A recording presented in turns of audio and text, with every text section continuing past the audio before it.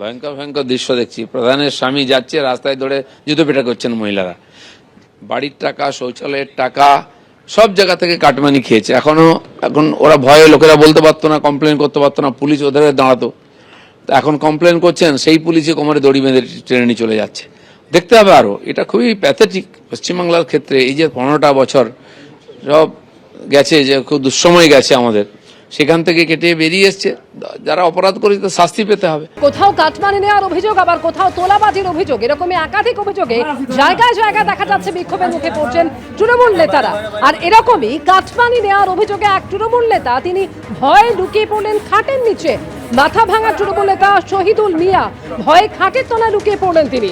আবাস যোজনায় বাড়ি দেওয়ার নাম করে কাটমানি নেওয়ার অভিযোগে তার বিরুদ্ধে বিক্ষোভ দেখাচ্ছিলেন এলাকার মানুষ।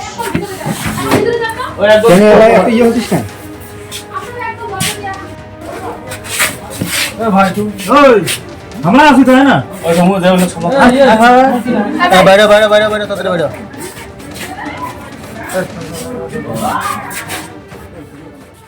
অন্যদিকে কাটোয়া কোর্ট চত্বরে জনরোষের মুখে পড়লেন দুই তৃণমূল নেতা। এদের বিরুদ্ধে ত্রাণ চুরির অভিযোগ রয়েছে। আর ধৃতদের লক্ষ্য করে ছোড়া হলো ডিম। ধৃত দুই তৃণমূল নেতাকে কিল চর ঘুষিয়ে মারা হয়। ধৃত দিগন্ত পাল এবং বিশ্বনাথ সাহা দুজনেই পুরসভার কর্মী।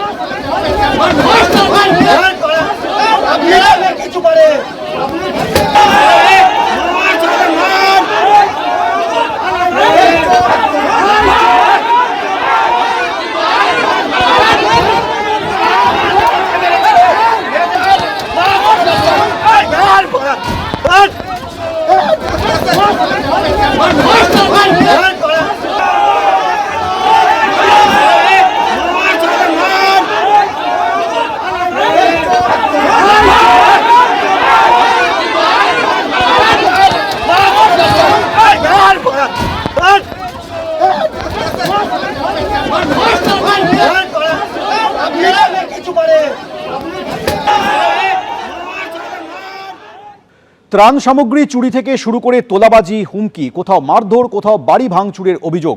বিজেপি সরকার ক্ষমতায় আসতেই জেলায় জেলায় গ্রেফতার একাধিক তৃণমূল নেতা। তোলাবাজি, ত্রাণ সামগ্রী চুরি, হুমকি, নির্যাতন, বিজেপি কর্মীদের বাড়ি ভাঙচুর, এমনই একাধিক অভিযোগে রাজ্যের বিভিন্ন প্রান্ত থেকে গ্রেফতার একাধিক তৃণমূল নেতা। পশ্চিম বর্ধমানের লাউদোহায় অবৈধভাবে বালি পাচারের অভিযোগে গ্রেফতার করা হলো তৃণমূলের অঞ্চল সভাপতি গৌতম ঘোষকে। ধৃতকে ঘিরে উঠল চোর চোর স্লোগান।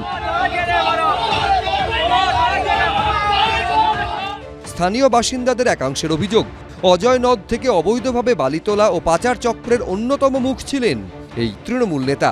শুধু তাই নয়, 21-এর ভোটের আগে বিজেপি কর্মী সমর্থকদের ওপর হামলার অভিযোগও ওঠে তৃণমূলের অঞ্চল সভাপতির বিরুদ্ধে। বর্তমানে আমাদের মুখ্যমন্ত্রী এবং আমাদের সরকার হচ্ছে কি, যারা এই সমস্ত কাজের সাথে যুক্ত তাদেরকে আইনের মাধ্যমে সাজা দেওয়ার ব্যবস্থা করেছে। এটাতে আমরা খুশি, এলাকার মানুষ খুশি, এলাকায় শান্তি ফিরে এসছে। পশ্চিম বর্ধমানেরই রানীগঞ্জে বিজেপি কর্মীদের হুমকি, নির্যাতনের অভিযোগে গ্রেফতার করা হয়েছে শুভ ভট্টাচার্য ও তিতাস বন্দ্যোপাধ্যায় নামে তৃণমূলের দুই সক্রিয় কর্মীকে। এদিকে নদিয়ার কালীগঞ্জে ত্রাণ সামগ্রী চুরির অভিযোগে গ্রেফতার করা হলো তৃণমূল পরিচালিত মীরা 1 নম্বর গ্রাম পঞ্চায়েতের অঞ্চল সভাপতি সুরেশ আগরওয়াল ওরফে দামু এবং তৃণমূলের 23 নম্বর বুথের সভাপতি ফতেহার রহমানকে। অভিযুক্ত তৃণমূল নেতা সুরেশ আগরওয়ালের বাড়ির ভেতর থেকে ত্রাণ সামগ্রী বের করে আনেন স্থানীয়রা। সাধারণ মানুষই বাড়ি দরজা ভেঙে বার করছে, আমাদেরকে যেতে হয়নি বা পুলিশকে যেতে হয়নি। মানুষই তার কাজ করে নিচ্ছে, কারণ তাদের অধিকার লুণ্ঠিত হয়েছে। হুগলি সিঙ্গুরে তোলাবাজি ও বিজেপি কর্মীদের মারধর সহ একাধিক অভিযোগে গ্রেফতার হয়েছেন বরা পঞ্চায়েতের তৃণমূলের সদস্য অষ্টু কোলে।